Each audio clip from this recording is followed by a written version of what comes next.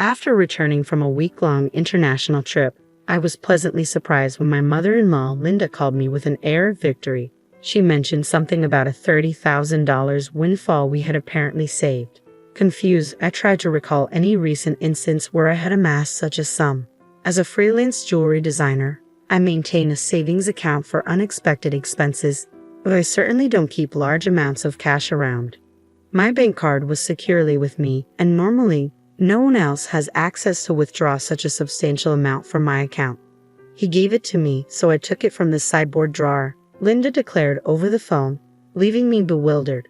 Before I could understand more, she quickly thanked me and hinted at counting on me for future financial help before hanging up. I was left puzzled about the missing $30,000 until Kevin, my husband, returned home and cleared up the confusion. It was a misunderstanding. However, a month later, Linda bombarded me with numerous calls. I chose to ignore them initially, but the constant ringing eventually compelled me to answer. Over 60 missed calls displayed on my phone screen was disconcerting. As I picked up, Linda's shrill voice filled the room, accusing me of ignoring her. Her tone suggested she felt wronged, but to me, it was merely the consequences of her assumptions. My life as Mary, a 35-year-old busy freelance jewelry designer wanting children but overwhelmed by work, is shared with my equally busy husband Kevin. He originally had a corporate job but now assists me in managing my growing design business. Early in our marriage, my designing gigs were sparse and we largely depended on Kevin's steady income. Now, as my business flourishes, our roles and responsibilities have evolved, but so have our challenges, like dealing with unexpected family misunderstandings about money. As I neared the age of 33, my career as a jewelry designer had begun to flourish, necessitating better organization of my increasingly hectic schedule.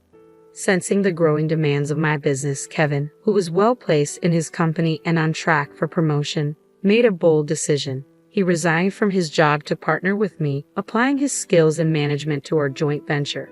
Together, we secured contracts with prestigious international brands, enhancing both our professional and personal lives. However, managing success came with its unique set of challenges, particularly involving Kevin's mother, Linda. Living alone in the family home, she perceived our lives through a lens of luxury and often approached us with financial requests. "You always seem to be living so lavishly. I'm jealous," she would comment. As part of my role, attending product launches and dinners with executives was routine, yet Linda saw these obligations as mere leisure. Her requests grew more personal over time. "I'm going to throw a party for my friends soon. Can you give me some money for it?" she asked on one occasion. Although it might appear that we could easily afford such expenses, maintaining our business image was costly and filled with obligations that we couldn't ignore. We weren't living in luxury. These were necessary aspects of our work. Despite my repeated refusals, Kevin, being her son, would occasionally acquiesce to demands, reasoning that a little financial help was a small price for peace. If giving her a little money keeps her quiet, then it's worth it, he'd argue, finding it simpler to appease her than to have her work disrupted. Yet Linda's demands only escalated. Recently, she expressed a desire for a new dress for an upcoming gathering. Just the other day, Linda came over and pestered Kevin. "Wouldn't a two-piece suit work? We've been asked to buy clothes before," she said. There might be cheaper options, but what Linda wants is certainly not cheap. I explained to her that her rebuttal was that it was a fancy party, and she couldn't be the only one dressed in old clothes. Furthermore, she insisted on a matching bag, leaving us exasperated. To manage her frequent requests, Kevin had previously set up a credit card in Linda's name, instructing her to use it for her expenses. Initially, she overspent significantly and was cautioned by Kevin. Although he asked her to inform us before making significant purchases, she continued her extravagant spending. This pattern of financial demands has left both Kevin and me at our wits' end, trying to balance the delicate act of supporting family while maintaining the integrity and sustainability of our business.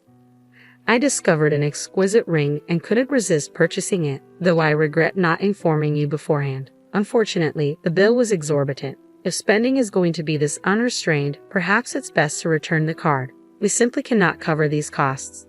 The credit card was in Linda's name, but Kevin was the one managing and paying the bills. Linda seemed to misunderstand the purpose of the credit card, treating it as if it were an unlimited resource. She didn't grasp that every purchase made would eventually need to be paid for, and since the money wasn't coming directly from her own pocket, she continued to use it freely. Recognizing the need to curb her spending, Kevin decided to set a spending limit on her card. This led to Linda storming into our home one day, frustrated and complaining. "What the heck? I couldn't pay for my shopping the other day," Linda complained. "Why?" "We explained that your excessive spending was straining our finances, which necessitated lowering your monthly limit," Kevin replied, trying to maintain some peace. "It's still enough, right? But you two are still dressing up and going to fancy places. How is what I'm doing any different?" Linda protested, viewing our activities as purely recreational. "That's part of our job, Linda. If that's a job, then what I'm doing isn't any different," I explained. "It's unfair that only you two get to have all the fun," she argued. While it's true that our work involves attending product launches and parties in luxurious venues, these are professional obligations, not leisure activities, despite her misconceptions. Setting a spending limit on Linda's credit card seemed to have calmed the situation somewhat. Occasionally, Linda would visit and air her grievances to Kevin, but overall, life proceeded without major disruptions. As the end of the year approached, an exciting opportunity presented itself. A foreign brand manufacturer approached me with a proposal to expand our business dealings by relocating our base overseas. The prospect thrilled me, as it could potentially elevate me to the ranks of top-tier designers. Kevin, ever supportive as my manager, was all for taking the leap. "It's a chance we have to take," he affirmed. However, the prospect of moving abroad brought a new concern. Linda. Given her past behavior, it was a legitimate worry that she might insist on joining us overseas. The idea of living internationally was appealing, yet the thought of dealing with Linda's demands in a new country was daunting. When we shared our plans to move overseas for work with Linda that weekend, she responded exactly as we predicted. "I want to come too," she declared, assuming our move would be an endless vacation. "We're going there for work. It won't be as leisurely as you think," Kevin tried to clarify. "You're trying to trick me. You plan to live even more lavishly there without me watching," she accused. "We're not moving there permanently. We'll come back after our work is done," I assured her. I explained, trying to ease her concerns. "Yes," she retorted, "you're saying that, but you're planning to leave me behind, aren't you?" Exhausted by this repetitive argument, both Kevin and I were weary. In an attempt to compromise, Kevin suggested, "Okay, we can't take you with us, but how about we pay for a week-long trip for you instead?" Linda perked up at this. "Really? Are you sure? We'll cover your flight and hotel, but you'll need to manage the rest," Kevin affirmed, pleased at least for the moment. However, the peace was short-lived.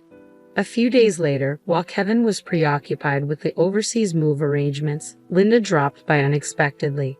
"Hey, Mary," Kevin said, "but I want to shop over there too. Can you give me some money?" she asked.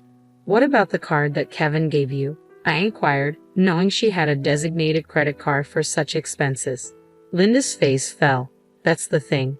Kevin finally took it away from me the other day," she admitted. It appeared she had been reprimanded for overspending, and anticipating the challenges of managing finances with different currency rates overseas, Kevin had confiscated the card. "I don't have that kind of money on hand either. I can't give you money without Kevin's approval." "Can you ask him?" I suggested, knowing full well Kevin's stance. "It's no use asking him. That's why I'm asking you," she pressed, raising her voice in frustration. Despite this, Linda did end up going on a 10-day trip abroad, which I assumed Kevin managed to fund somehow. Upon her return, she called me, brimming with excitement. "I'm back, and it was so fun." She excitedly shared tales of her sightseeing and dining adventures. "Though I hadn't asked, and I overbought souvenirs. I could have fit them in my suitcase if I had them shipped here. Can't wait for them to arrive," she exclaimed. "That's nice," I replied, trying to keep my tone neutral despite feeling a bit overwhelmed. "Thanks to the money you saved up, I had a blast," she exclaimed. "Saved up money? What are you talking about?" I responded, puzzled and a bit alarmed, having no recollection of setting aside money for her splurge. "I found it in your house's sideboard drawer," Linda said, claiming she took $30,000. I was stunned. Why would such a large amount of cash be stashed away at home, especially not in a drawer where anyone could find it? Confused, I confronted her. "I'm not sure what money you're talking about, but taking it from our house without permission is theft, even if you're family. Do you understand that?" I asked. Linda's response was unsettlingly casual. That's why I'm telling you now. I used it. Consider it a post-factum report, she declared unapologetically. I have no idea about this money, but if you took it and used it without telling anyone, that's a crime. And if it was something Kevin had set aside for an important transaction, it's even more serious, I explained, trying to make sense of the situation. Despite this, there hadn't been any noticeable disruptions in our business finances during her trip. You two live so extravagantly, so why can't I have a little of that? Think of it as doing a favor for your parent. It's not a big deal, right? She rationalized, showing a sense of entitlement that was hard to comprehend. It's one thing to ask for help from your son and his wife, but this is not how you should behave after taking someone else's money, I replied, still in disbelief. I'm glad you enjoyed your trip. I'll have to discuss this with Kevin when he returns, I continued. Kevin will understand. After all, I'm his only mother, and $30,000 isn't much to him, she assumed. All right, I'll pass the message along, I said, astounded by her lack of awareness. Later that evening, when Kevin came home, he looked troubled. Mary, do you know about the money? I left it in the drawer, he asked urgently. 15 days ago, I withdrew it from my bank account, and now it's gone. Keeping such a large sum in a drawer, didn't you think it was careless? He questioned. I needed cash immediately for an urgent payment. Do you know anything about it? It suddenly clicked. Linda's earlier call, thanking me for the $30,000 and mentioning how much fun she had, made sense now. It was Kevin's money, meant for a crucial purpose. Kevin, today Linda called, thanking us for the $30,000 and saying she had a blast with it. I didn't understand what she meant until now. I explained, piecing everything together. So it was Kevin's money, but what was such a large amount meant for? I asked. Hey, if it wasn't for a business payment, we've been doing bank transfers for a long time, right? Why cash all of a sudden? I questioned, trying to understand the whole scenario while dealing with the ramifications of Linda's actions. I was aware it was Kevin's money that had disappeared, but the full context was still unclear to me. Linda, it turned out, had taken the money without informing us, and I needed to understand why. I asked Kevin, puzzled by the situation. Kevin began to unravel the backstory. After he had reduced the credit limit on Linda's card, she started secretly borrowing money from various sources, including consumer finance cards and credit cards she had opened without our knowledge. When Kevin discovered her growing debt, he took away all her cards and withdrew cash to settle her debts directly, aiming to bypass the banking system to keep our business accounts clean and maintain trust with our partners. This was also partly a farewell gesture as we're moving abroad and won't be around to manage such issues for her, Kevin explained. I plan to handle her debts discreetly to prevent our financial records from getting complicated. A month had passed since then, and as I was busy packing for our move, Linda's frequent calls became hard to ignore. When I finally took her call, her voice was tinged with desperation. Why aren't you answering my calls? I've called so many times, she said, almost in tears. I'm sorry, Linda. I've been caught up with the move. What's going on? I asked, trying to remain calm and give her a chance to explain her side. It's not just one thing, it's everything. They're asking for payments almost every day. It's too much, Linda confessed, her voice cracking under the strain. Have you tried contacting Kevin about this? I inquired, hoping she had sought his help first. He seems to be blocking my calls. I can't get through to him at all, Mary. You're my only hope now. Please help me, she pleaded. I realized then just how complex the situation had become. Linda's financial recklessness had led her into a labyrinth of debt, and now, isolated from Kevin's assistance, she was turning to me as her last resort. As we prepared to start anew in a foreign country, the challenges of dealing with Linda's financial chaos loomed large, demanding immediate attention before we could fully focus on our new beginnings. I was taken aback by Kevin's drastic approach toward his own mother. If he had used the prepared funds to directly settle Linda's debts, this distressing situation might have been avoided. Instead, Linda was now overwhelmed with collection letters and relentless calls from finance companies and consumer lenders. It was a scene reminiscent of something from a dramatic film, one I had never expected to witness in real life. I'll talk to Kevin, but I can't guarantee what he'll do. A son should help his mother in trouble, right? Please ask him for me, Linda pleaded at the end of our conversation. However, with our impending business expansion and our financial resources already stretched thin, we couldn't afford to further assist Linda, especially given that she had misused the money meant to settle her debts. When I relayed the details of the call to Kevin upon his return home, he responded with a mixture of fatigue and resignation. I had planned to sort things out before we left, but she squandered that chance herself, he said coldly. Indeed, the money was originally earmarked to clear Linda's debts, but she had instead blown it on a lavish trip, leaving no room for excuses. As Linda's calls persisted, I followed Kevin's lead and set her number to block, although part of me wished to help her. After all, she was Kevin's mother, but there was nothing I could do if he had chosen to detach from the situation. Meanwhile, the day of our move overseas was quickly approaching, and I still had a lot to pack. Amid the chaos of packing, I discovered another troubling piece of news. Linda had resorted to selling her house to manage her debts. It turned out she had concealed even more liabilities than we knew. The total amount was so substantial that even after selling her property, she couldn't cover it all. The thought of losing the family home where Kevin had grown up was profoundly upsetting. "Hey, our family home is gone.